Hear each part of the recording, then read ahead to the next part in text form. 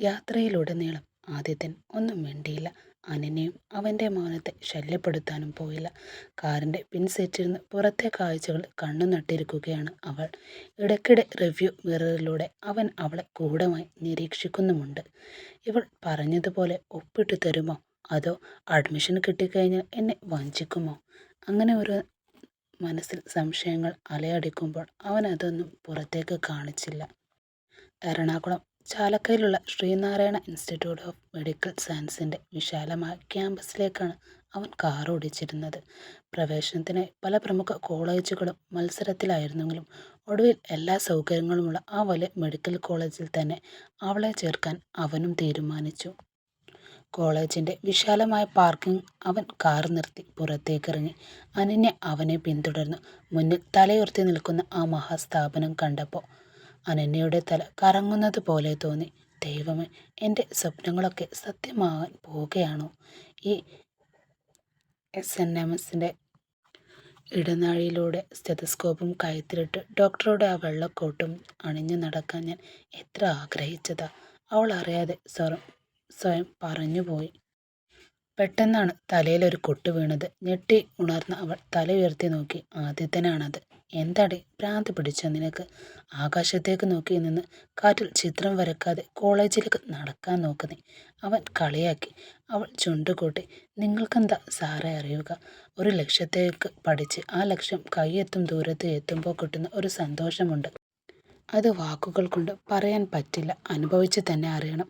നിങ്ങൾക്കങ്ങനെ എന്തെങ്കിലും വലിയ ലക്ഷ്യമുണ്ടായിരുന്നോ സാർ? എന്നെക്കുറിച്ച് നിനക്ക് എന്തറിയാം? ഞാനൊരു ബിസിനസ്സുകാരനാണ്, കൂടാതെ ഒരു പ്രൊഫസറും. എത്ര വലിയ ബിസിനസ്സാണ് ഞാൻ നടത്തുന്നതെന്ന് നിനക്കറിയാമോ?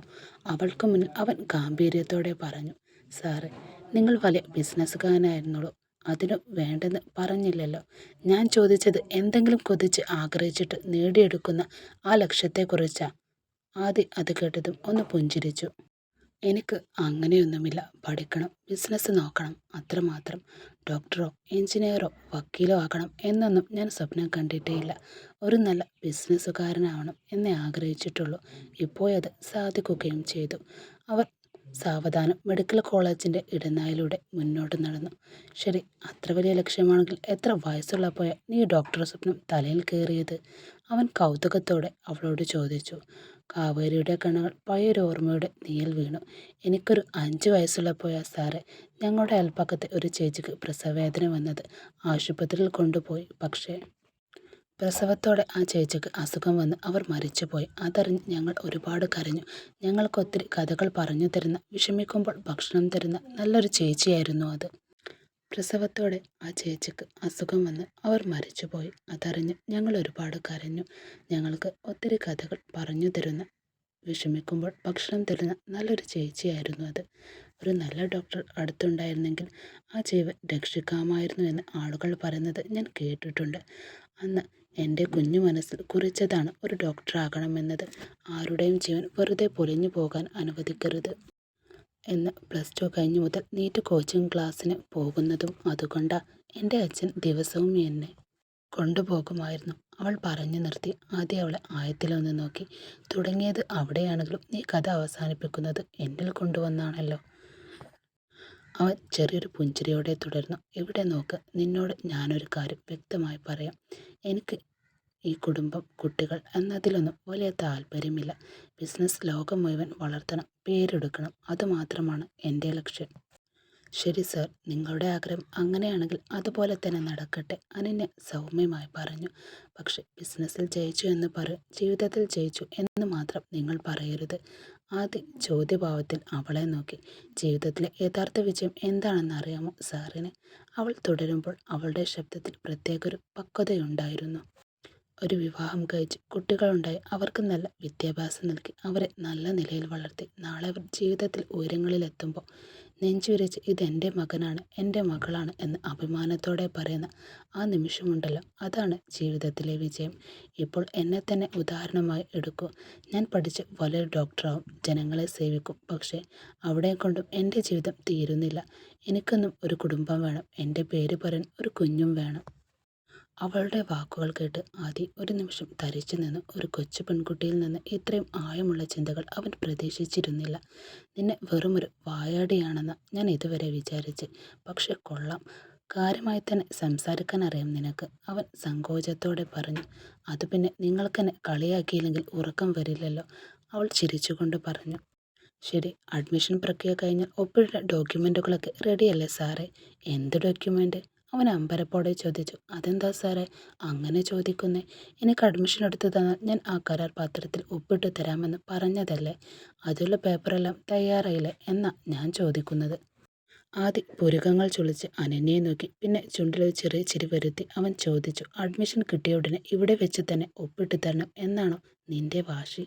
പിന്നല്ലാതെ, നിങ്ങൾ തന്നെയല്ലേ പറഞ്ഞത് അഡ്മിഷൻ കിട്ടിയാൽ ഉടൻ കരാറിൽ ഒപ്പിടണമെന്ന്? അതുകൊണ്ടാ ഞാനും ചോദിച്ചത്, അനന്യ മറുപടി നൽകി. അവളെ നോക്കി ചെറുതായെന്ന് മുറുമുറുത്തെങ്കിലും പെട്ടെന്ന് അത് പൊട്ടിച്ചിരിച്ചു പോയി. അവൾക്കൊന്നും മനസ്സിലായില്ല. ചുറ്റുമുള്ള ആളുകളെല്ലാം കണ്ണുകൾ തങ്ങളിലേക്ക് തിരിയുന്നത് കണ്ടപ്പോൾ അവൾക്ക് പരിഭ്രമമായി.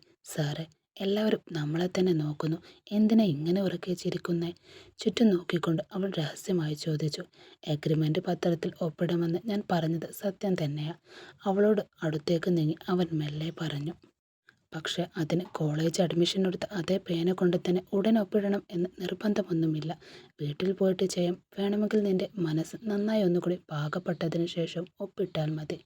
അയ്യോ സാറേ, ഇങ്ങനെ വാക്ക് മാറ്റി മാറ്റി സംസാരിക്കരുത്. പറഞ്ഞ വാക്ക് പറഞ്ഞതുപോലെ തന്നെ വേണം.